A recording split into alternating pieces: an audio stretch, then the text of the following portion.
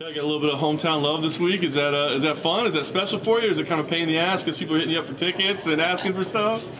You know, in general, it's just exciting. It's exciting that I don't have to travel anywhere. It was less stress getting ready to pack and whatnot. But I'm just excited. You know, I have a lot of family who loves to support me. I have a huge support system as it is, but just being able to have all my family, I believe everybody's going to be at the fight. It's a little nerve-wracking, but I couldn't be more happy, more excited. Talk about what the focus has been for you since the last fight. I mean, what's been the work in getting back to this point? Obviously, we all know that my last fight was a really tough fight. My main focus coming into this was actually a lot of physical therapy. I needed to get that leg better. My leg was not ready for that Amanda Nunes fight, and so that was my main focus, so that way I could just get back to feeling a lot like myself. As soon as I got that feeling a lot better, then, you know, obviously just getting back in the groove of everything and having fun again. There was a lot that I had to kind of climb with the mountain just to get over some things emotionally. So that's kind of been my main focus, is just emotional and then some physical therapy. You think the leg is good now? I mean, are you certain that it's healed? Because I think last time you thought it was probably good, right? And it wasn't. Yeah, actually, I'm pretty confident that the leg's a lot better. I mean, I got really aggressive with physical therapy 3 to 4 times a week. We did a lot of desensitizing to it. And then my entire fight camp I trained without shin guards, and we did a lot of conditioning to it. So if this leg doesn't hold up this time, then I don't know what's going to do it. You talked about the emotion and coming back. Was it just a loss and coming up short, or was it like everything that surrounded it and all the discussion of was your corner looking out for you and all that? I mean, was that what it was? You know, there's a lot that there is to it. You know, we have a lot of things that are behind the scenes that a lot of people don't know about. Obviously, I came back from a long layoff, and the first option that I had was for a world title. It wasn't necessarily giving me anything else to kind of get back in there, get rid of the jitters, get used to the feel of everything.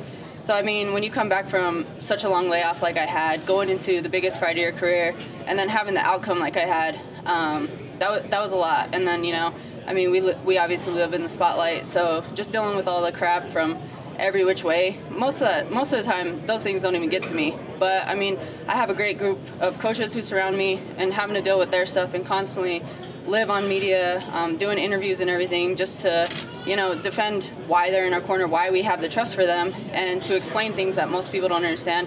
That was a lot. And then, obviously, like I said, I mean, just coming back and having that huge opportunity and basically taking a butt whooping for the first time like that, you know, it's hard. And so there's more mountains that you always have to climb.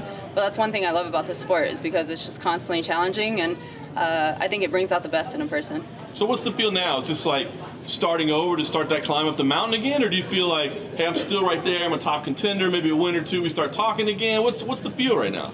You know, for me, it's just getting back out there, getting my hand raised. I think the main focus is just performing at my best, doing the best that I can possibly do, and that's what I've always done my entire career, and just going out and having fun. When I'm having fun, that's when I'm unstoppable. So it's just getting back to doing that, enjoying the ride, embracing the journey. So that's kind of what I'm doing. I know the opportunities will continue to roll in.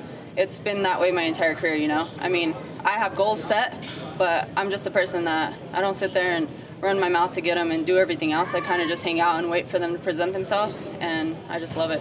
Well, last thing for me, talk to me about this matchup itself. Did it appeal to you? I mean, this is somebody that's had an interesting path to get to this point as well, right? Dealt with some controversy and such. So what's your take on this matchup? You know, I'm excited for it. I mean, I don't know, it kind of reminds me, obviously, like when I went to the Ultimate Fighter and I fought Jessamine Duke, even Holly Holm. You know, I mean, she's a tall girl, and she's another stand-up fighter and whatnot. But I'm just excited to get out there and show my wide range of skills that I have. I didn't get to show anything my last fight. I was in a defensive mode. So now just to be able to get back out there, feel like myself, and do it in my home state, it's going to be fun. Do you think she's a dirty fighter? I know a lot of people say that after the last fight. You know, it's that thing that you kind of just get into a zone, you know? I mean, if you're not paying attention, if you can't hear your corners and you don't know where the time's at and you're just going and you're in a zone and you're striking, you know, I mean, I watched the fight and stuff, and yeah, the punch was thrown after that, but I don't necessarily categorize her as a dirty fighter. I think it was just something to where she's in the zone and she's swinging and the bell went, and then she was still like zoned in to throw a punch. I don't know.